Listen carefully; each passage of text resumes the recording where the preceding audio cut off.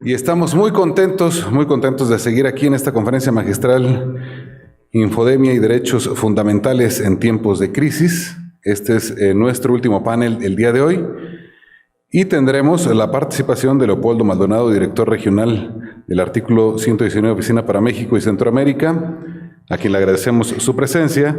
Por supuesto, también tendremos el mensaje de la maestra Catalina Botero, profesora investigadora de la Facultad de Derecho de la Universidad de los Andes en Colombia y exrelatora para la libertad de expresión en la Comisión Interamericana de Derechos Humanos. También nos acompañará como moderador el doctor Antonio Sánchez Bernal. Él es director de la División de Economía y Sociedad del Centro Universitario de Ciencias Económico-Administrativas de la Universidad de Guadalajara. Y bien, para dar inicio con este panel, esta conferencia magistral, les invito a que veamos el mensaje que nos da la maestra Catalina Botero. Adelante.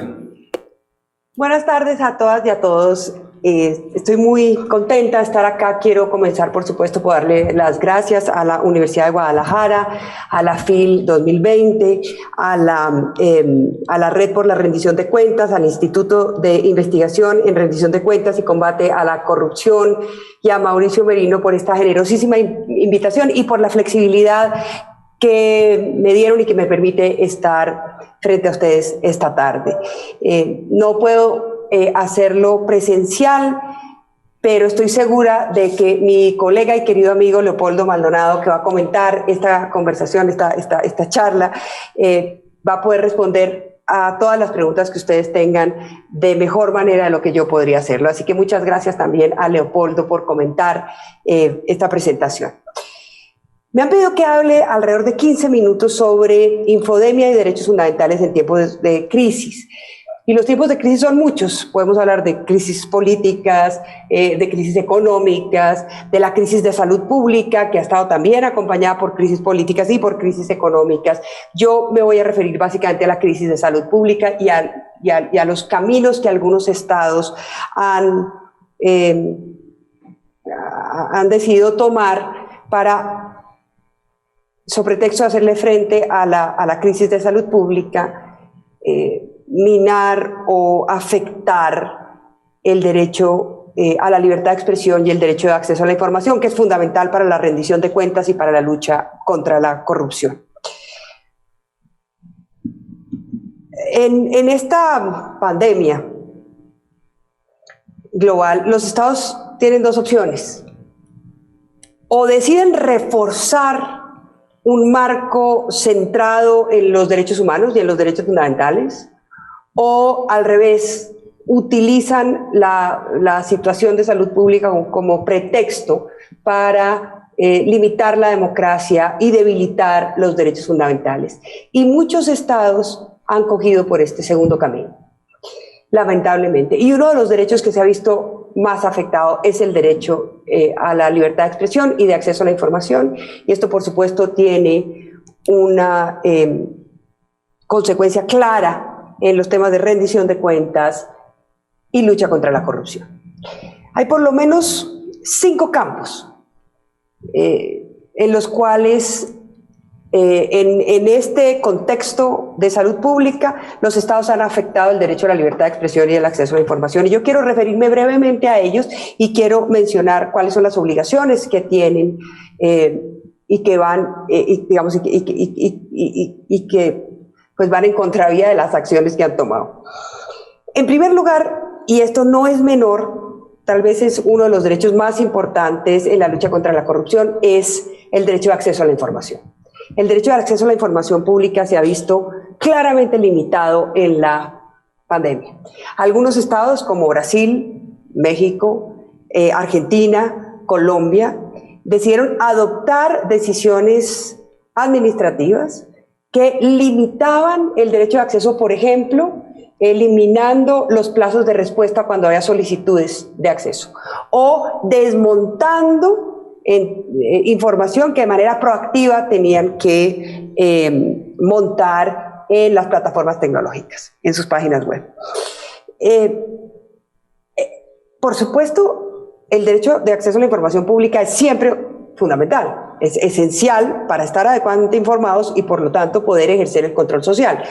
Pero en circunstancias graves como esta, es particularmente importante porque el derecho a acceso a la información pública es el que permite que la sociedad pueda responder a las autoridades públicas de manera adecuada, de manera informada, de manera robusta, de forma tal que las autoridades puedan corregir su rumbo. Amartya Sen dice en su libro Desarrollo y Libertad que tal vez uno de los mecanismos más importantes para el logro de la igualdad es el derecho a la libertad de expresión y de acceso a la información, que allí donde hay acceso a la información y libertad de expresión, por ejemplo, claramente hay menos circunstancias de violaciones graves de derechos sociales, económicos y culturales, como las hambrunas, por ejemplo. Y se aplica la misma regla para la lucha, digamos, por la salud y por los derechos que se ven afectados en medio de esta pandemia. Entonces, esas medidas de los estados que, por ejemplo, limitan, establecen que ya no hay plazos para responder a las solicitudes en materia de acceso a la información, pues van en contra digamos, de la necesidad que tiene la ciudadanía para acceder a esa información y poder ejercer un control social adecuado. ¿Qué dicen los estándares internacionales en esta materia? Y eso es absolutamente indispensable recordarlo. Que el Estado tiene la obligación de entregar proactivamente o responder a derechos de petición información que sea oportuna, completa, fidedigna y accesible. Oportuna. Necesitamos en tiempo tener la información real que nos permita tomar decisiones, que además sea accesible. No queremos fórmulas químicas o médicas que no podemos entender, queremos información que se pueda comprender, que además sea completa, no queremos información parcial, necesitamos información completa, y esto es lo que dicen los estándares internacionales en materia de derechos humanos, y además fidedigna. Es decir, los estados no pueden mentir, los funcionarios públicos no tienen derecho a mentir. Las personas en general en conversaciones privadas o incluso en esta conferencia yo podría mentir, yo podría decir algo que no corresponde a la verdad, que no tiene evidencia científica o empírica, pero los funcionarios públicos no pueden porque están vinculados por el derecho a acceso a la información a entregar, con la obligación de entregar información fidedigna. Ese es uno de los derechos que se ha visto afectado en el contexto de la crisis de salud pública, pero el segundo, que también es fundamental para la lucha contra la corrupción, es el derecho a la libertad de prensa, la protección de las y los periodistas y su derecho a acceder a esa información para, a través de los medios en los cuales operan, de los medios tradicionales o de medios alternativos, poder informar al público. Y resulta que también se han debilitado esas garantías. Han disminuido las conferencias de prensa, o los funcionarios no permiten que en las conferencias de prensa se hagan preguntas difíciles, preguntas incómodas, la información no les entrega de manera oportuna a los periodistas, hay estigmatización a los y las periodistas que están haciendo un cubrimiento crítico sobre la forma como los estados están respondiendo a la pandemia, estigmatización política, pero también hay acoso policial y en algunos países incluso hay multas o encarcelamientos. Entonces es como una especie de continuum en degradé desde la estigmatización, desde impedirles el acceso a las ruedas de prensa o hacer preguntas incómodas, pasando por la estigmatización que silencia, que intimida, que inhibe, el acoso policial y el encarcelamiento. No solamente a los periodistas, sino a personal de la salud, como en el caso de Venezuela, por ejemplo, para que no dé información que el público tiene derecho a conocer. El tercer campo en el que se ha visto limitado el derecho de acceso a la información de manera particularmente grave es el derecho de acceso a Internet, pero no solamente el derecho de acceso en términos técnicos, o sea, que Internet tenga una cobertura que permita que la gente pueda acceder, sino el derecho a un Internet abierto y seguro. Se han adoptado algunas leyes, Nicaragua, por ejemplo, que a través de la supuesta prohibición de ciertas conductas, ¿no?, conductas que son absolutamente ambiguas, como por ejemplo la generación de crisis social o el discurso de odio o la prohibición de generar zozobra.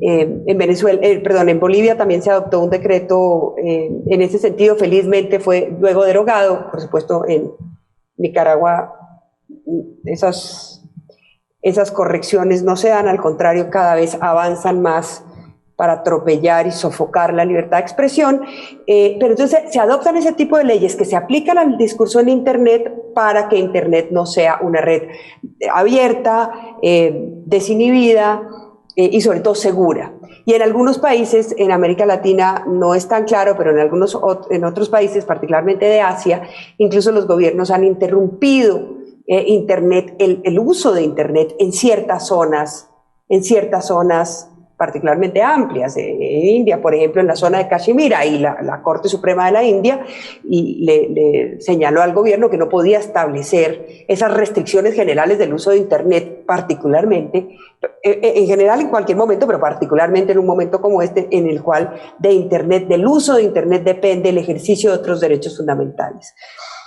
Otro de los derechos que se ha visto claramente afectado y que también tiene que ver con la lucha contra la corrupción, porque es una de las maneras a través de las cuales ponemos de presente como ciudadanía nuestra indignación frente a actos de corrupción, es el derecho a la protesta social. Es cierto que la circunstancia de salud pública exige que haya distanciamiento social, que se adopten una serie de protocolos, pero como dijo el Tribunal Constitucional Federal alemán, eso no supone que no pueda haber protesta social, porque es que la protesta se puede hacer utilizando esos protocolos, la protesta se puede hacer con distanciamiento y con cubrebocas. Entonces, la restricción absoluta de la protesta social sobre pretexto de la crisis de salud pública es completamente desproporcionada, pero no solamente nos hemos enfrentado a una situación, digamos, de prohibiciones, sino además a un uso completamente desproporcionado de la fuerza en el contexto de la protesta social. En Colombia, en las últimas protestas, se produjeron 13 muertes con armas de fuego y pues las investigaciones no han avanzado. Esperamos que avancen, para lo cual no debería aplicarse, por supuesto, la justicia penal militar, que nunca avanza en estos casos, pero no han avanzado. Lo que está claro es que hay videos que muestran a la policía utilizando armas que no pueden utilizar en ese tipo, digamos, de control de las manifestaciones. En Perú, como ustedes saben, 2 jóvenes que salieron a protestar por un acto antidemocrático y por el rescate de la democracia en Perú fueron asesinados. Lo primero que hizo el nuevo presidente peruano, en un acto que debía ser normal y que hoy parece inusitado en América Latina, fue pedir perdón en nombre del Estado peruano. En Guatemala, recientemente, también ha habido abusos policiales contra personas que salen a protestar por decisiones con las que no están de acuerdo. Y finalmente, la desinformación. La desinformación es otra de las amenazas que existen y es más grave cuando viene de parte del Estado. Es decir, hemos hablado de las restricciones de acceso a la información, que son, digamos, que han aumentado en la crisis de la pandemia, la restricción de la libertad de prensa, las restricciones del derecho de acceso a un Internet abierto y seguro y la protesta social. Y finalmente, la desinformación como una amenaza para la toma de decisiones correctas. La desinformación puede provenir de distintas fuentes y con esto quiero terminar. La desinformación puede provenir del Estado y entonces el Estado está violando el deber que tiene de dar información fidedigna. El Estado no puede desinformar. Pero la desinformación también puede venir de sectores privados. Y ahí es mucho más difícil porque las personas privadas no tienen ese deber que tiene el Estado de dar información fidedigna. Yo puedo mentir sobre mi estado civil, sobre mi situación de salud, yo puedo mentir en general en esta conferencia y el Estado no me puede sancionar por eso. Lo que sí puede pasar, y las plataformas están haciendo eso, es que se adopten ciertos remedios para que la gente pueda tener derecho a más información, a mejor información, a información de calidad, con fundamento científico, verificada o a enlaces a las autoridades científicas de salud. Todo esto me estoy refiriendo básicamente a la información sobre salud en el contexto de la salud pública. Los funcionarios, sin embargo, nuevamente tienen la obligación de no desinformar. Y los jueces deberían ser los encargados de hacer cumplir esa obligación. Ahora estamos cargando a los jueces, y con esto termino, de la carga, digamos, de tomar decisiones muy difíciles que los confrontan en muchos casos con los poderes ejecutivos. Otra de las cosas que tenemos que hacer, aparte de garantizar la defensa de los derechos y promover la defensa de los derechos, es garantizar la autonomía y la independencia del Poder Judicial, porque finalmente son los jueces los últimos, digamos, la última barrera contra la arbitrariedad de los estados, particularmente en momentos tan difíciles como los que estamos atravesando en el mundo entero y en especial en América Latina.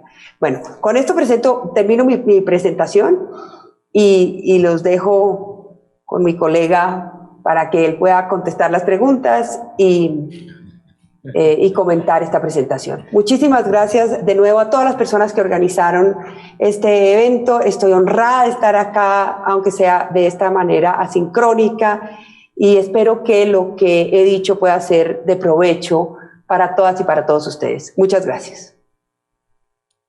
Muchísimas gracias a la doctora Catalina Botero por su presentación.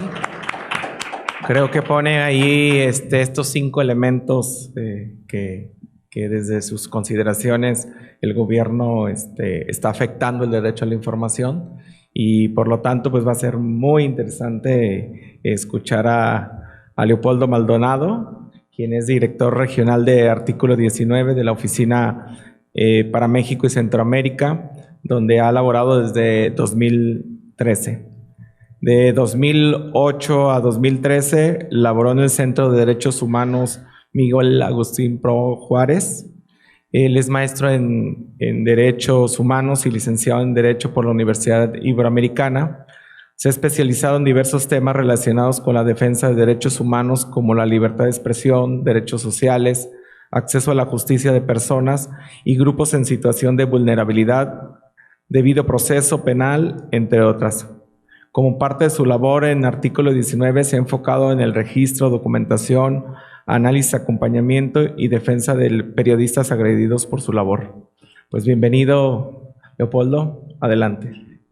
Bueno, primero que nada, muchas gracias por la invitación al Instituto a la Investigación, la Rendición de Cuentas y Combate a la Corrupción, a la producción de la corrupción, la Red por la Rendición de Cuentas, la UDG, por supuesto. Muchísimas gracias a todas y a todos. Pues no tengo más que decir que estoy totalmente de acuerdo con Catalina, y es muy difícil cuando pues plantea de manera tan clara el panorama y problematiza también todos los retos que tiene en términos de derechos la pandemia. Empiezo de lo general y voy viendo algunos aspectos particulares en nuestro país, pero también en la región que incluye Centroamérica y por supuesto también Cuba, que ahora hay un movimiento y una efervescencia a propósito del movimiento San Isidro, pero que, digamos, habría que encontrar algunas claves de interpretación de lo que estamos viviendo en términos de derechos y en términos de este contexto político y social.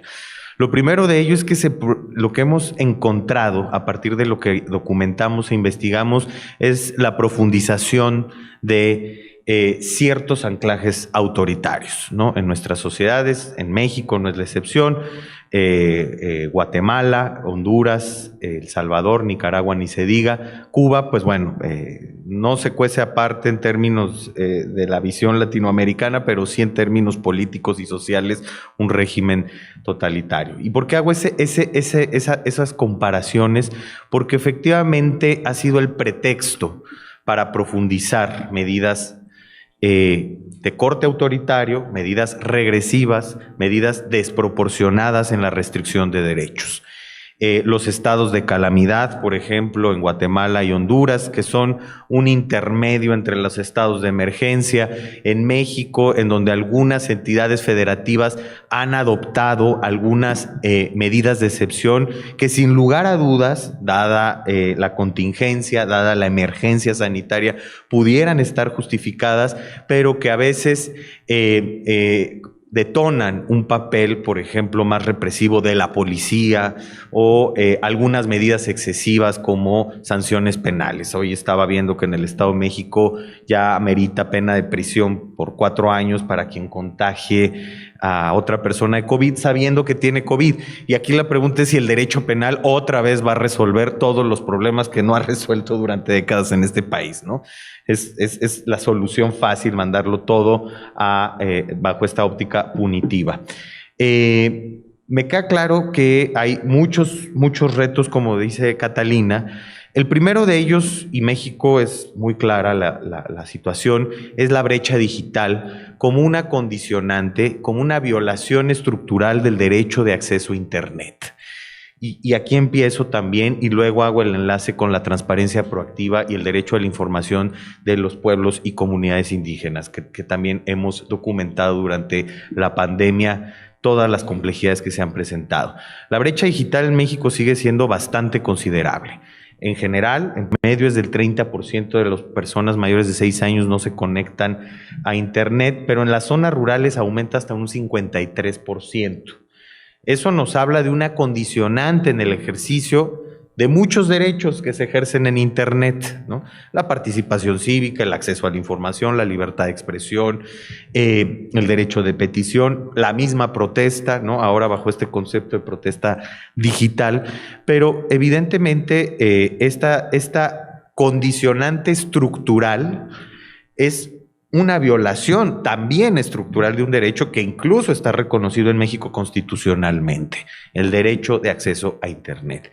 Y es, al ser una obligación positiva del Estado, colocar las condiciones para que sobre todo las poblaciones, los grupos, las personas en situación de vulnerabilidad accedan a Internet, pues ahí el Estado queda en falta. No vemos claro en la política, como en muchas políticas del gobierno federal, pero en este en particular, cuál es la estrategia de conectividad. Al parecer no está tampoco muy claro, está, digamos, anclado a la Comisión Federal de Electricidad, pero otra vez basado en que se conecten más las comunidades, las ciudades que ya están conectadas y no las cuales no tienen ni siquiera la infraestructura mínima para lograr una conexión. Y eso en términos de derecho a la información es brutal.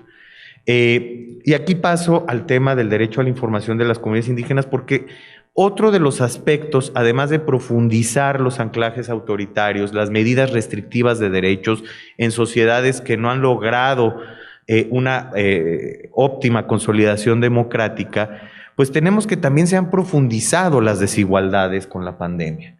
En términos del ejercicio de derechos se han profundizado las desigualdades, se han profundizado las dinámicas de exclusión. Por eso pongo como ejemplo los pueblos indígenas. En el 21 de abril lanza el Instituto Nacional de Lenguas Indígenas y la Secretaría de Salud una estrategia de acción comunitaria en donde van a presentar un micrositio con información en 26 lenguas indígenas. Ok.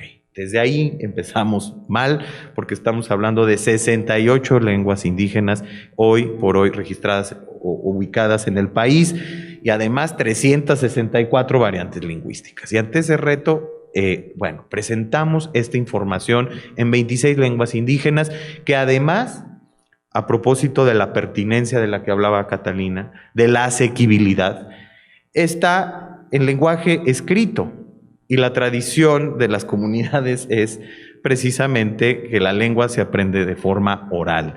No la saben leer y escribir en muchas de las comunidades por otra condicionante estructural que condiciona o que restringe el derecho a la salud, el rezago educativo histórico que se ha vivido en las comunidades y que es otra deuda del Estado mexicano.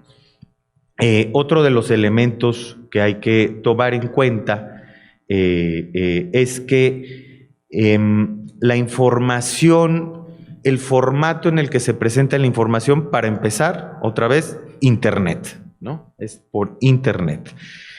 No se utilizan, digamos, las otras medidas el perifoneo, los folletos, incluso las asambleas comunitarias con las medidas de sana distancia para poder dar a conocer la información. Y además reproduce información técnica de la Secretaría de Salud. Otra vez la falta de asequibilidad y la falta de pertinencia para las situaciones y para los contextos que están viviendo las comunidades de este país. ¿Y por qué hacemos énfasis en esto? Sí, es muy importante porque ha sido un gobierno que en el discurso pone por delante a las personas más vulnerables. Primero los pobres, primero las personas más pobres.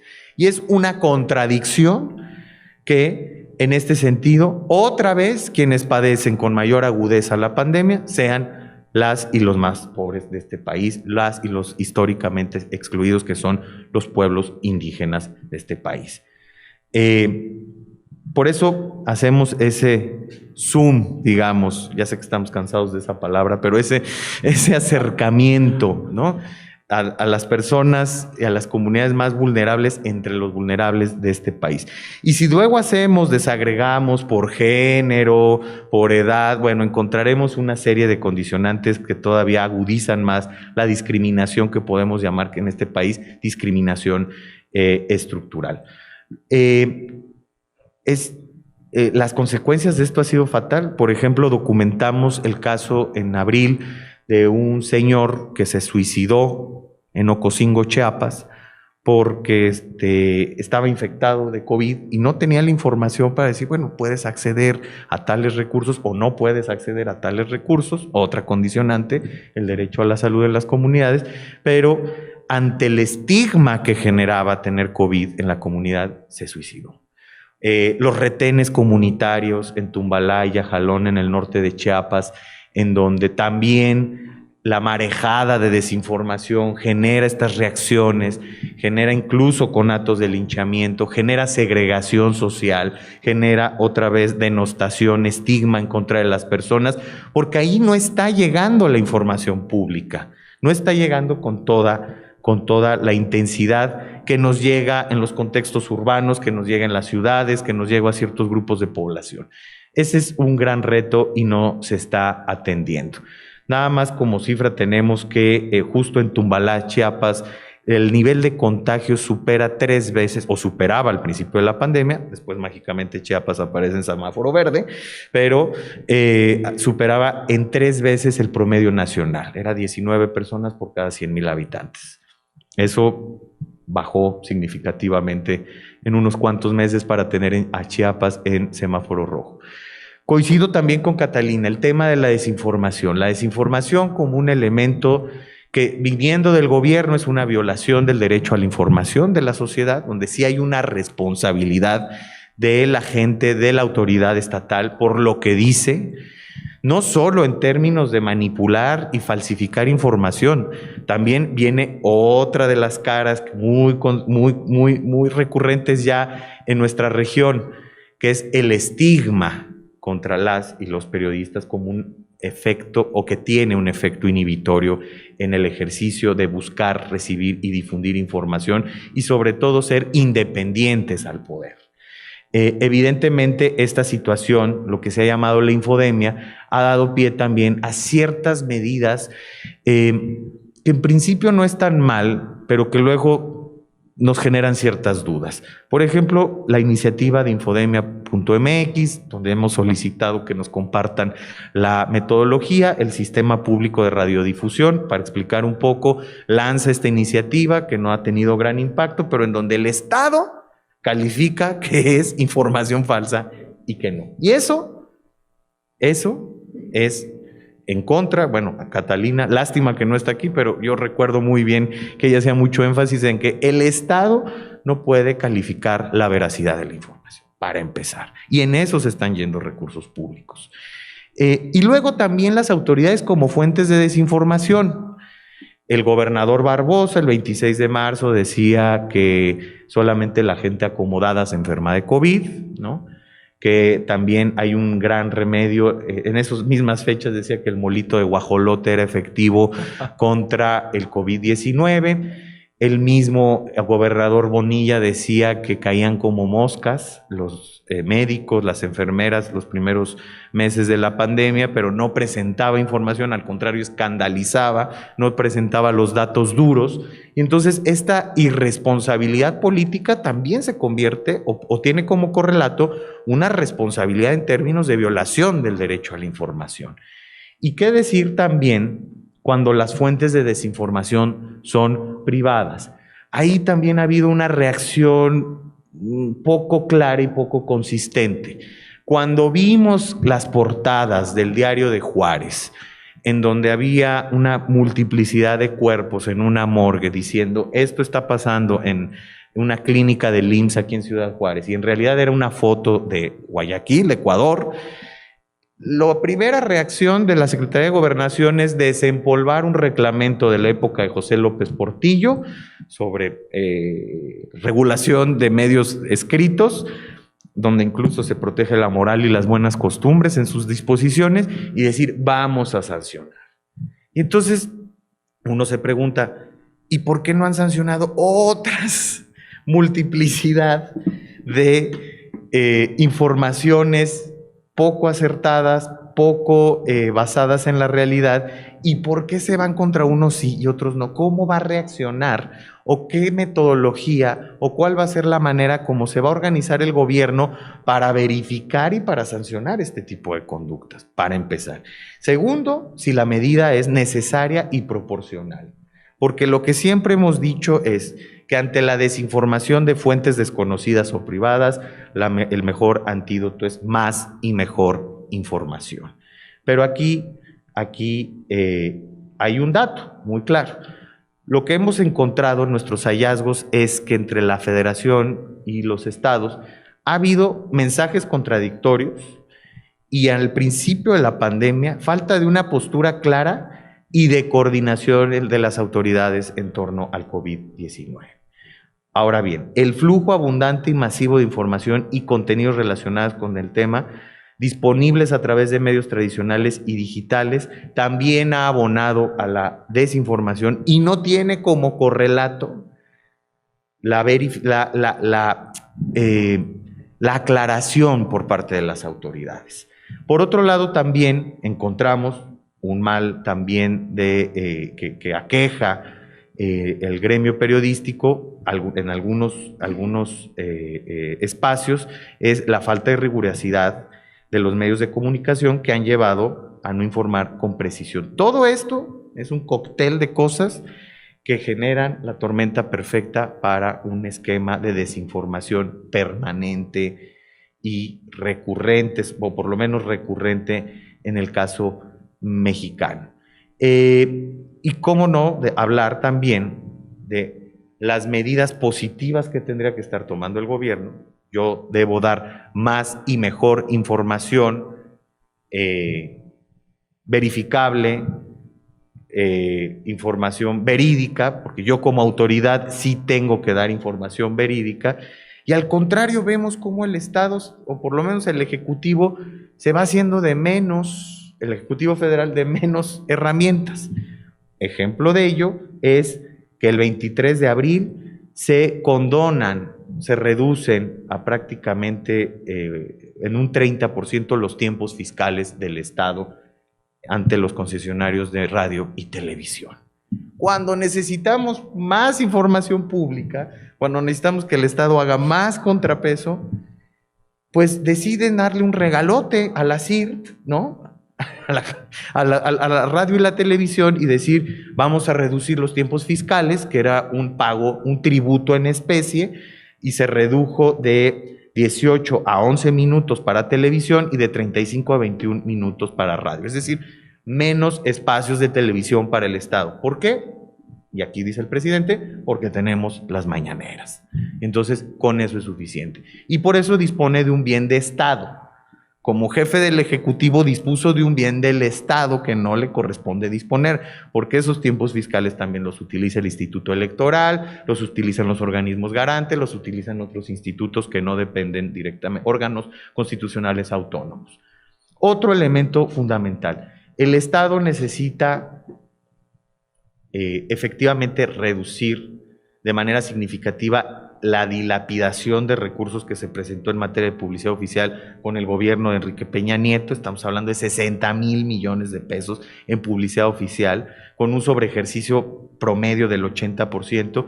Este gobierno presupuesta para 2020 más o menos 2,500 millones de pesos y hasta el mes de noviembre ha gastado 650 millones de pesos para este ejercicio. Eso habla de que otra vez no se está utilizando la herramienta de la publicidad oficial como un elemento para brindar información en el contexto de la pandemia.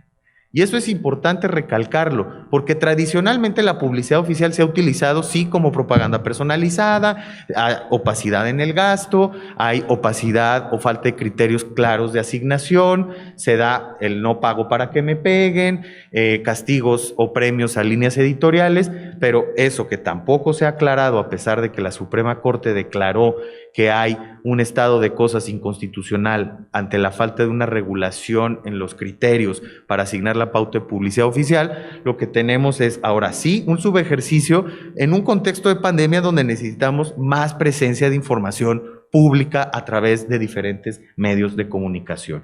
Y otra vez, la publicidad oficial no es propaganda personalizada, es información de interés social y con fines de orientación social y educativos.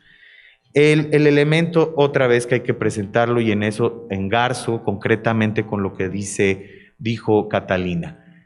Las agresiones contra la prensa en México se dispararon en un 45% respecto al primer semestre del 2019. Aquí ya me estoy enfocando a otro de los elementos. Ya hablamos de brecha digital, internet libre, seguro e incluyente. No tenemos condiciones estructurales para toda la población, derecho de acceso a la información, el antídoto de más y mejor información contra la infodemia, pero también tenemos ahora el ejercicio periodístico que en su caso en México, siendo el país ya más peligroso para ejercer el periodismo, incluso que países como Siria y Afganistán que están en una situación bélica, pues México presenta un incremento del 45% en las agresiones respecto al primer semestre del 2019. Tenemos 406 agresiones a periodistas entre enero y junio del 2020, la mayoría de las cuales, adivinen cuáles son, bloqueos informativos y acoso, sobre todo en el contexto de la cobertura de la pandemia. A los gobernadores que no les gusta la crítica, a los presidentes y presidentas municipales que no les gusta el periodismo crítico, los bloquean, no los dejan entrar en conferencias, los estigmatizan en frente de sus compañeros, les niegan información y de ahí tenemos un continuum de agresiones. Vienen las amenazas, viene el acoso judicial, vienen las agresiones físicas, el robo de equipo y así tenemos hasta llegar a la manera más extrema de censurar a un periodista, que es la privación de la vida. Y México pues también se caracteriza por ser el país más letal para los periodistas. Entonces, la situación de la pandemia ha recrudecido estos factores de violencia, de exclusión, de marginación, de vulneración de derechos vinculados al derecho a la información y el derecho a la libertad de expresión. Y por último, presento aquí también otro elemento fundamental, ya lo decía aquí a manera de complemento de lo que nos compartía Catalina Botero, que es la función de las plataformas digitales en la moderación de contenidos. El gran discusión que se está teniendo a nivel mundial. ¿Qué van a hacer estos monstruos digitales, estas grandes corporaciones que ahora tienen sobre sí la responsabilidad del ejercicio de la libertad de expresión? Los términos y condiciones de servicio, decía un colega, son verdaderas constituciones ya, ¿no? Porque establecen las condiciones para el ejercicio de un derecho, constituciones políticas, el equivalente a los que tenemos los estados-nación, pero evidentemente es un gran reto y se han presentado algunas medidas, unas desproporcionadas, otras más moderadas, pero lo que aquí sí tenemos que retomar es que, por ejemplo, dejar a que el algoritmo y la inteligencia artificial por sí sola modere el contenido, en principio es riesgoso, ¿no? Ha sido fuente de excesos ha ocurrido a lo largo del mundo, ¿no? El algoritmo puede marcar como falsa información. Por ejemplo, pasó el caso en abril de la BBC, BuzzFeed y USA Today, que le bajaron una información que el algoritmo consideró falsa. El algoritmo de Facebook. Entonces, este solucionismo tecnológico en donde dejamos o que descanse el ejercicio de derechos en las máquinas, por decirlo de alguna manera, es sumamente riesgoso, sobre todo en un contexto donde hay un mayor flujo de información como el que efectivamente hay. No hacer nada tampoco es responsable, ¿no? Entonces, creo que aquí es ir encontrando los puntos de convergencia en donde, por ejemplo, pueda lo que está haciendo Google, ¿no? Que pone por encima la información oficial, ¿no? Los motores de búsqueda primero indexan esa información de los gobiernos, los esquemas de verificación que también han sido polémicos, porque un medio que es mi competencia me va a verificar a mí si mi información es falsa o no es falsa, etcétera, etcétera. Pero aquí hay que tener mucho cuidado con el tema de las noticias falsas, porque ha sido también una herramienta de control político de la información, ¿no? Cualquier cosa, o más bien de estigmatización de la prensa. Cualquier cosa que no le guste a los gobernantes del norte y del sur global son noticias falsas. Y hay una contradicción lógica porque, para empezar, si hablamos de noticias, estamos hablando de hechos y entonces, bueno, se supone que tienen una verificación en la realidad, pero además tienen un fuerte componente político que ha sido exponenciado, potenciado por los gobiernos para censurar, para estigmatizar aquellos medios que han sido críticos. Y ante esas presiones que hay para que las plataformas regulen las noticias falsas, encontramos que México, otra vez encabezamos una lista nada grata, o somos de los primeros países, de los 10 primeros países, que más piden a las plataformas digitales la remoción de contenidos. 13,000 solicitudes de remoción de contenidos del 2017 al 2020. Esto casi el 70% en Facebook. Esto es evidente que habla también, y aquí ya ahora sí voy cerrando, de de las dinámicas propias del sistema político mexicano, y sí me lo refiero a esto como sistema, que es pues la propia censura y el pacto de silencio, entre otros pactos, el de impunidad, el de corrupción, pero la censura y el pacto de silencio, aquí se ve de forma clara, diáfana, cómo hay una actitud refractaria a la crítica, a la diversidad, a la pluralidad, y cómo ahora el instrumento de remoción de contenidos está siendo aprovechado por México, que encabeza una lista de 10 países que ha realizado en 3 años 13,000 solicitudes de remoción de contenidos. Ahí también tiene como correlato que las plataformas no son transparentes, cuáles son los criterios de remoción, porque está desde la difamación hasta la blasfemia, hasta el terrorismo. A ver, ¿qué significa todos esos conceptos para las plataformas bajo las cuales consideran que es legítimo remover un contenido? Y no es poca cosa, el remover un contenido es pues prácticamente borrar de la faz de la tierra el discurso de alguien. No quiero decir con esto que tenga que andar por ahí el discurso de odio, que es el caso más extremo, la propaganda a favor de la guerra, el discurso discriminatorio, la incitación a la violencia, que son las condiciones extremas bajo las cuales se puede valer la remoción de contenidos, la pornografía infantil, por ejemplo, pero no se vale que bajo el pretexto de difamación y calumnias las autoridades estén solicitando la remoción de contenidos a las plataformas digitales. Entonces, aquí hay un panorama efectivamente nada halagüeño en términos del contexto de la pandemia, pero en el cual creo que también tenemos grandes lecciones a partir de lo que está sucediendo. Y es otra vez, eso yo cerraría con lo que empezó Catalina, que es esta vinculación, esta manera como se refuerzan los derechos sociales, el derecho a la no discriminación con el ejercicio de un derecho a la libertad de expresión y a la información robusta. En términos de lo que decía Amartya Sen. Yo creo que no está divorciados los derechos de igualdad con los derechos de libertad, como se hace esta categorización muy conceptual en términos del constitucionalismo, sino que cada vez vamos encontrando más esos vasos comunicantes, y si alguna situación histórica a nivel mundial y a nivel regional nos ha dado cuenta de ello, es la propia pandemia. La necesidad de hacer esta amalgama y de encontrar estos vasos comunicantes a partir de las garantías efectivas de derechos por parte del Estado en sus diversos niveles. Yo con esto cierro y les agradezco mucho nuevamente la invitación.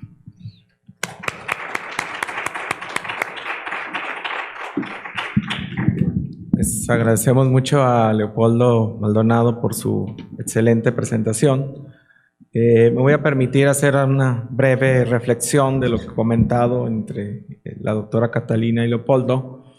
Pues nos pone en un panorama complejo porque, por un lado, estas desigualdades ya tan características de nuestros países de América Latina, ya digamos de México, pues de entrada pone en vulnerabilidad ante la posibilidad del derecho a la información a los distintos grupos de la población. Entonces, esto, de alguna manera, el Estado ya lo sabía cuando arranca la pandemia. Entonces, entiendo que si hubiésemos esperado de un Estado mucho más eficiente, más ágil, más capaz, que se hubiese adaptado a esta realidad que es la desigualdad de grupos que no tienen acceso a Internet, que no tienen acceso a electricidad, que no tienen acceso a agua potable, por ejemplo, etcétera, y que de entrada, pues, su posibilidad de informarse adecuadamente, como lo mencionó Leopoldo, de una persona que llega al extremo de quitarse la vida por no conocer la información adecuada de que puede atenderse y que puede salir de la enfermedad, ¿no? Entonces, eso me parece muy relevante. Y por otro lado, tenemos un Estado que, lo menciona Leopoldo, con un anclaje autoritario, es decir, que en vez de abrirse más, de dialogar más con la sociedad, se vuelve un Estado, un gobierno más controladores. Y bueno, eso nos pone en una situación delicada como sociedad, y habla mal, pues, de nuestro sistema democrático. Pero yo quisiera llamar a la reflexión a Leopoldo, si es posible. Yo alcanzo a visualizar que en esta convergencia entre pandemia y la crisis económica que genera, veo como, yo le llamaría un ascenso de un nuevo fenómeno que desde mi punto de vista, o no fenómeno, sino una visualización de lo que yo he analizado, que es la gente quiere tener derecho a cómo se tomaron las decisiones y no solo a la información. Porque, es decir, los gobiernos en todos los niveles, como tú lo mencionas, ya saben el juego de dar información de alguna manera. Es decir, a pesar de todo lo que mencionas, pues todo el mundo entra a las plataformas de los municipios, de los estados, y pide información, y se está entendiendo el gobierno información, pues, sí, ahí te va un dato, ahí te va una tabla, ahí te van unos documentos, etcétera. Pero yo lo que visualizo en el país es la gente no quiere saber eso. Quiere saber cómo estás fundamentando tu toma de decisiones, porque eso me está afectando. Entonces, por ejemplo, la convergencia de estas dos crisis nos mostraron esto. Yo recuerdo en Jalisco los grandes debates y que se discutían con otras entidades ¿va a haber apertura económica de sector manufacturero? y los comerciantes. ¿Y por qué nosotros no? ¿En base a qué datos, a qué información, con qué criterios vas a abrir este sector económico y no vas a abrir este otro sector? Cuando más veíamos que el gobierno federal ahora sí que tenía sus datos, los gobiernos estatales tienen sus datos, y en este sistema de federalismo que se está discutiendo aquí en este seminario, pues los datos no coincidían. Es decir, las entidades federativas tienen unos datos sobre, por ejemplo, la famosa R, la tasa de propagación, y entonces el gobierno federal dice estás en rojo, el gobierno estatal dice está en naranja. ¿Se permiten estas actividades o no se permiten estas otras? ¿Sí? Puedes tener acceso a espacios públicos en una entidad federativa y en otra no. Entonces nosotros veíamos personas trasladándose, pues aquí no se puede, pues me voy a ir a Colima y allá voy a estar de vacaciones porque aquí no puedo salir de mi casa. Pero todo eso, sobre todo se expresaba mejor con la crisis económica, dado que el Estado tuvo que enfrentar o está enfrentando dos procesos muy complejos, ¿no? Por un lado, controlar, proteger la vida de las personas, y por otro lado, reactivar la economía. Y entonces tuvo que restringir demasiadas cosas, y cuando se trata de librar, la gente quiere saber cómo se están tomando esas decisiones, ¿no? Entonces me parece que, no sé si en términos ustedes como especialistas en esto que le llaman la infodemia, si tener derecho a la información también implica el derecho a conocer cómo es la toma de decisiones, o tiene que ver con la capacidad de los ciudadanos de leer cómo se toman las decisiones, o los académicos o los periodistas son los que tienen que traducir cómo se tomaron las decisiones para que la gente lo comprenda, ¿no? Es algo que me gustaría reflexionar contigo, Leopoldo. Pues es compleja la pregunta porque, bueno, esto que hablas tú son justo los procesos deliberativos, ¿no? Que hay como ciertos candados en la propia ley, no necesariamente todo el proceso deliberativo, pero que se ha tratado de transparentar cada vez más, ¿no? Lo vemos en los procesos de designaciones públicas, por ejemplo, donde estamos ahí en ese observatorio Confundar, presentamos el instrumento técnico de evaluación, hacen un comité de selección de candidatas y candidatos a algún puesto, bueno, recientemente el INAI, ¿no? Pero también el INE, etcétera, etcétera, y de pronto la deliberación se da a puerta cerrada, ¿no? Por parte de la JUCOPO, ¿no? La Junta de Coordinación Política, ahí la decisión es estrictamente política, y todo lo técnico y todo el bagaje detrás y toda la transparencia que se estaba exigiendo, pues ahí quedó como una primera parte del proceso que más bien parece legitimarlo de cierta manera, ¿no? Pero creo que sí es complejo. A mí me parece que se tiene que transparentar mucho mejor las decisiones. El Consejo de Salubridad General pues lo encabeza la Federación, y ahí tendría que haber una unificación, por ejemplo, de las medidas mucho más clara, y dejar pasar y dejar hacer a las entidades, pues es también una manera muy eficaz de dejar ahí las responsabilidades políticas, diluirlas un poco respecto a quien tiene que encabezar la estrategia de contención de la pandemia, ¿no? Por ley, por facultad constitucional, por donde lo quieras ver, por responsabilidad política.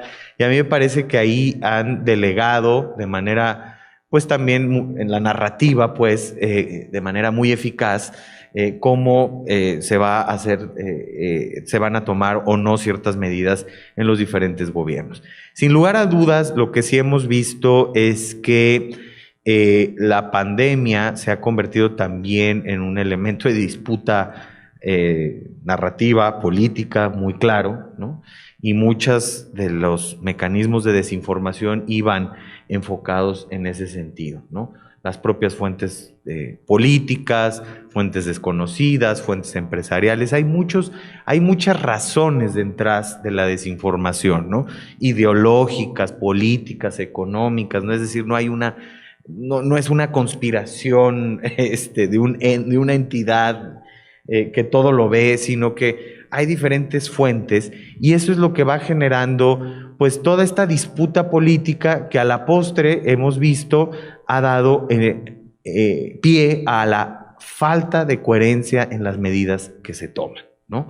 Por ejemplo, en el caso del acceso a la información, nosotros tenemos este dato todavía, ya cuando se inició la fase 3, había 3 gobiernos que no habían publicado en sus páginas información pertinente: Campeche, Tabasco y Nayarit, en sus páginas oficiales de internet. El 15 de mayo no había informado a la población sobre las medidas que deben tomar por su parte. Al 15 de mayo, estados como Campeche, Ciudad de México, Tabasco y Yucatán aún no publicaban información estadística sobre el comportamiento de la pandemia. Ya estábamos hablando ya del primer mes de la fase 3. Entonces, aquí nos habla la completa falta de coordinación que hay, ¿no? Yo digo, comentabas hace un momento, se ha discutido en el foro, en el seminario, el federalismo. Yo creo que en México sí es una discusión profunda, ¿no? Es una discusión que se tiene que seguir dando, que no puede ser que en este caso se haya dejado que cada quien hiciera lo que quisiera, en términos de derecho a la información, que no hubiera coherencia en lo que estaban presentando los gobiernos, que las medidas tampoco sean coherentes, que también los semáforos sean materia de debate y también de negociación política, ¿no? O sea, veíamos al principio unos criterios muy rigurosos que había presentado la Secretaría de Salud y fue dando pasitos para atrás, fueron negociando con cada gobierno y fueron diciendo, bueno, es que ya puede ser un amarillo tirándole a verde, ¿no? Entonces ya no vamos a ser tan estrictos, ¿no? Como decía mi querido amigo el periodista Rafael Cabrera, el naranja en la Ciudad de México es el naranja con Jesús en la boca, ¿no? Para no decirle rojo, ¿no? Entonces es como, me parece que se ha politizado completamente todo alrededor de la pandemia y yo creo que hay una necesidad legítima de conocer los procesos de deliberación que se están dando. Y yo, la verdad es que creo que cada vez vamos más hacia atrás en ese proceso de conocer la deliberación que se está dando.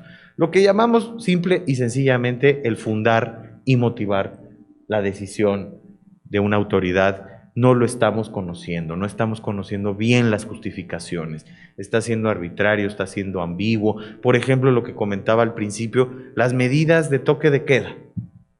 Unos gobiernos sí, otros gobiernos no. Fuentes de abusos, ¿no? Se presentaron incluso aquí en el estado de Jalisco algunas situaciones, se ha presentado en otras entidades, Chihuahua. Entonces, ¿cómo si tenemos una misma constitución y las suspensiones y las restricciones de garantías que establece el artículo 29 constitucional aplican para todos los estados, a pesar de que hay un pacto federal? ¿Por qué cada uno está presentando, ¿no? Sus propias medidas restrictivas o de emergencia? Eso a mí me parece que ha sido una dejadez política enorme, pero es justo para diluir los costos políticos de una pandemia que ha sido brutal y que pudo haber sido todavía peor en términos de popularidad. De hecho, parece que no le pegó a la popularidad del gobierno federal o del presidente, y más bien la estrategia de diluir responsabilidades en términos de popularidad ha sido muy eficaz. Muchas gracias, López. Te pregunta Eduardo Burgos Castro, ¿es obligación de las telecomunicaciones o del gobierno llevar internet a lugares apartados como la Sierra de Tarahumara? Los y las indígenas difícilmente pueden pagar internet, por eso no se invierte. Pues efectivamente ahí está la lógica comercial que impera, porque por eso no llega internet, ¿no? Los altos costos y los bajos réditos que tiene llegar a esas comunidades, porque impera una lógica comercial. La política de conectividad debería de ser una política que garantice un derecho constitucionalmente garantizado. Bueno, perdón la redundancia, pero que garantice a través de medidas positivas un derecho que está en la Constitución, que es el derecho de acceso a internet. Entonces, no vemos mucha diferencia, por ejemplo, de la estrategia digital de Enrique Peña Nieto, con el gobierno actual, para ser honestos. Vemos que hay una hiperconectividad y que se le está apostando más a las zonas que ya están conectadas. Por ejemplo, la alcaldía Benito Juárez en la Ciudad de México va a tener una fuerte inversión pública en conectividad cuando estamos necesitando en la Tarahumara, o cuando estamos necesitando en el norte de Chiapas, o en Nayarit, etcétera, etcétera. Entonces, me queda claro que aquí, al ser un derecho humano, no puede imperar la lógica comercial. Por eso el gobierno tiene que buscar la manera, a través de la política pública, de garantizar que esos sectores que efectivamente no van a dejar un rédito o no son rentables económicamente para las empresas de telecomunicaciones tengan acceso a Internet. Y eso es dificilísimo, no está nada fácil, pero precisamente en términos, por ejemplo, del Plan Nacional de Desarrollo, la única línea de acción o la única política que se anunció en términos de derecho a la información y de libertad de expresión fue precisamente la política de conectividad que anunciaron con bombo y platillo. Ya redujeron muchísimo las estimaciones y las expectativas para alcanzar lo que se había planteado en el discurso del presidente, que es Internet para todas y todos.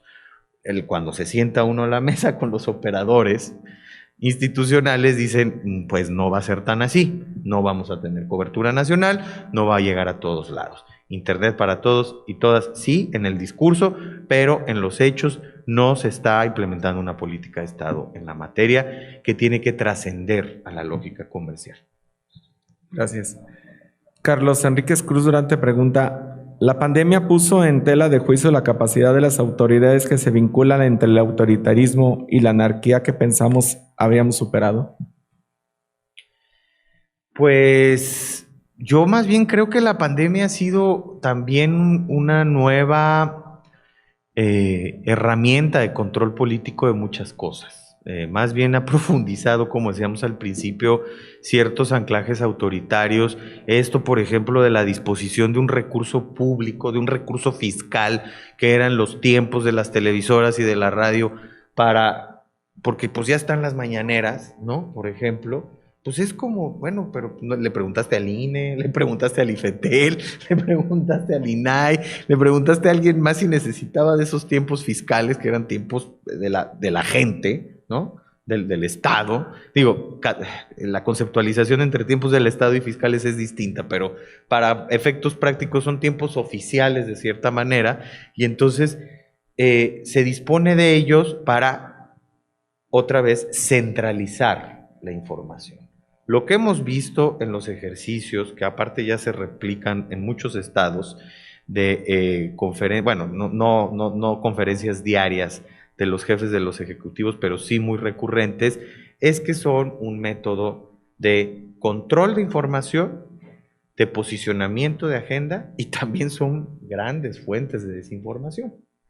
Las conferencias que dan los jefes del Ejecutivo, empezando por el presidente, se han caracterizado por eso. Contrario a lo que se dice, que son ejercicios de transparencia, de rendición de cuentas, etcétera, etcétera, más bien han sido un mecanismo de control de información y de agenda setting, como se le llama también, y de fuente de desinformación. Y por qué no, también para fustigar a los adversarios políticos, entre los que están, por supuesto, los medios de comunicación, la academia, ¿no? No podemos olvidarla, las organizaciones civiles, etcétera, etcétera. Entonces, sí nos queda claro que más bien, más que causa anarquía, ha servido para recentralizar y para, digamos, de cierta manera, reestatalizar ciertas dinámicas, sí, solamente bajo la figura de un presidencialismo fuerte. No tiene nada de malo si hubiera pesos y contrapesos, pero esta lógica de recentralización es teniendo como eje articulador la propia figura presidencial. Muchas gracias, Leopoldo.